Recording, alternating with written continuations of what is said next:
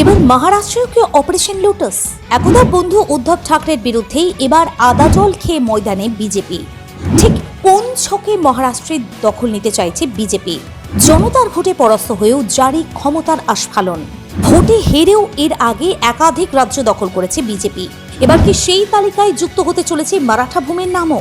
তবে কি রাজনীতির ঘোলা জলে কার্যত ঠুনকো জনতার রায়? মধ্যপ্রদেশ, কর্ণাটক, অরুণাচল প্রদেশ, মেঘালয়, গোয়া, মণিপুরের পর এবার কি তবে মহারাষ্ট্র? অপারেশন লোটাস দেখা যাবে মারাঠা ভূমেও।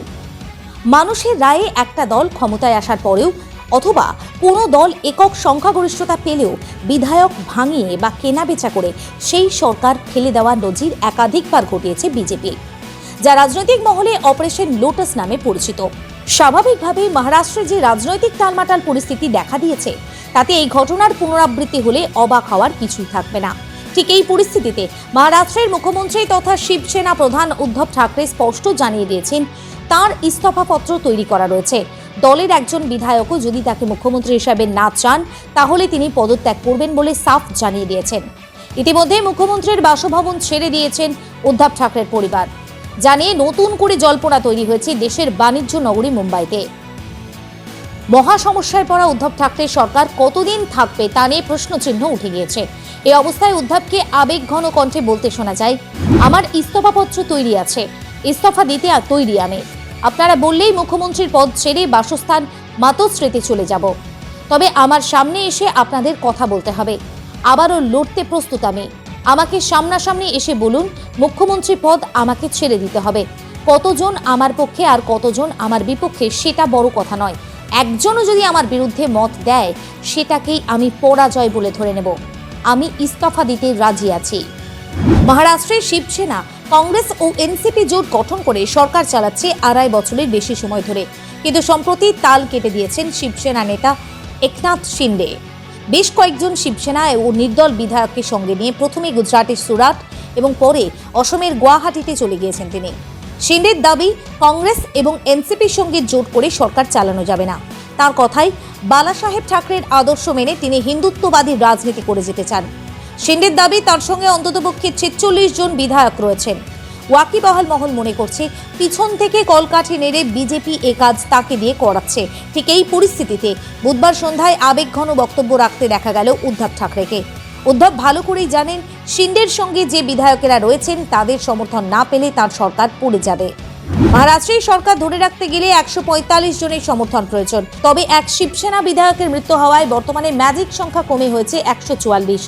সেক্ষেত্রে শিবসেনা, কংগ্রেস ও এনসিপি মিলিয়ে সরকারের পক্ষে এতদিন ছিলেন 152 জন বিধায়ক। এছাড়া পাশে ছিলেন বেশ কয়েকজন নির্দল বিধায়ক। তাই একনাথ যে দাবি করেছেন তা সত্যি হলেই সংখ্যাগরিষ্ঠতা হারাবেন উদ্ধব। স্বাভাবিকভাবেই বর্তমানে যে পরিস্থিতি তৈরি হয়েছে তাতে উল্লসিত বিজেপি। উল্টোদিকে বিজেপি অপারেশন লোটাসের মাধ্যমে মহারাষ্ট্রের সরকার ফেলে দিতে চাইছে বলে অভিযোগ বিরোধীদের। আর সেই সমস্ত প্রসঙ্গ তুলে ধরে উদ্ধব তার বক্তব্যে হিন্দুত্ববাদের পাশাপাশি মারাঠা আবেগকে উস্কে দিয়েছেন। এ বিষয়ে উদ্ধব ঠাকরে বলেন, হিন্দুত্বই শিবসেনার পরিচয় এবং আদর্শ। কিছু লোক শিবসেনার হিন্দুত্ব নিয়ে প্রশ্ন তুলছে দেখে অবাক লাগছে। মুখ্যমন্ত্রী হব তা কখনো ভাবিনি। তাই রাজ্যের মুখ্যমন্ত্রী হওয়ার প্রস্তাব আসার পর কিছুটা অবাকই হয়েছিলাম। আমার দলের একজন নেতা অসমে গিয়ে বলছেন আমরা নাকি হিন্দুত্ব ভুলে গিয়েছি। কিন্তু আপনারা মনে রাখবেন, শিবসেনা আর হিন্দুত্ব একই মুদ্রার দুটি পিঠ।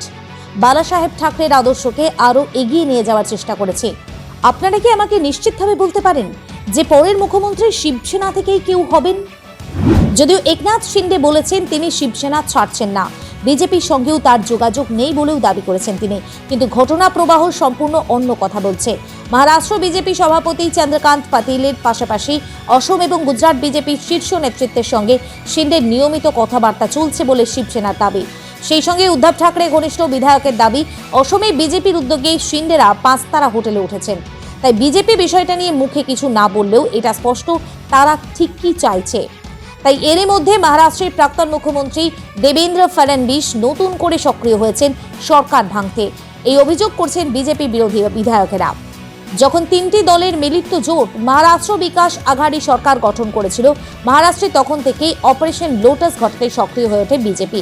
সেই সময় এনসিপির শীর্ষ নেতা অজিত পাওয়ার এবং তার কিছু অনুগামী বিধায়ককে ভাঙিয়ে রাতারাতি বিজেপি সরকার গঠন পর্যন্ত করে ফেলেছিল। কিন্তু দ্রুততার সঙ্গে ড্যামেজ কন্ট্রোল করেন। এনসিপি প্রধান শরদ পাওয়ার। তিনি প্রকাশ্যে জানান, কংগ্রেস, এনসিপি ও শিবসেনাকে নিয়ে তাদের জোটের মিলিত বিধায়কের সংখ্যা ম্যাজিক সংখ্যা পার করে দিয়েছে। সে যাত্রায় বিজেপি সুবিধা করতে পারেনি, কিন্তু বিগত বেশ কয়েক মাস ধরেই একনাথ শিন্ডে শিবসেনাতে থেকেও দলের বিরোধিতা করা শুরু করেছেন। তার অভিযোগ, উদ্ধব ঠাকরের পুত্র তথা মহারাষ্ট্রের তরুণ মন্ত্রী আদিত্য ঠাকরে তাদের সবার উপরে ছড়ি ঘোরাচ্ছেন। সেখান থেকেই নাকি যাবতীয় সমস্যার সূত্রপাত। আর রাজনীতির কারবারিদের একাংশ মনে করছে, ঠিক তখনই শিবসেনা বিবাদকে অনেকটাই উস্কে দিয়েছে বিজেপি। ইতিমধ্যেই গুয়াহাটিতে শিবসেনার অধিকাংশ বিধায়ক চলে গিয়েছেন, বৈঠক করছেন একনাথ শিন্ডের সঙ্গে। নিয়ম অনুযায়ী শিবসেনা 37 জন বিধায়ক একসঙ্গে দল ছাড়লে দল ত্যাগ বিরোধী আইনের আওতায় পড়বেন না তারা। সেক্ষেত্রে 40-এর বেশি বিধায়ক একনাথের পাশে রয়েছেন বলে খবর। তাই এটা পরিষ্কার, এই বিদ্রোহী বিধায়কেরা এবার বিজেপি সমর্থন করে মহারাষ্ট্রে নতুন করে সরকার করবেন। ঠিক এই অবস্থায় এখন টানটান উত্তেজনা রয়েছে মহারাষ্ট্রে। তবে উদ্ধব সরকার এ যাত্রায় বেঁচে যাবে, নাকি সরকারের পতন ঘটে নতুন করে নির্বাচন হবে, নাকি বিধায়ক ভাঙিয়ে সরকার গড়বে গেরুয়া শিবির, সেই চর্চা নতুন করে শুরু হয়েছে আবারও। ব্যুরো রিপোর্ট, আজ বিকেল।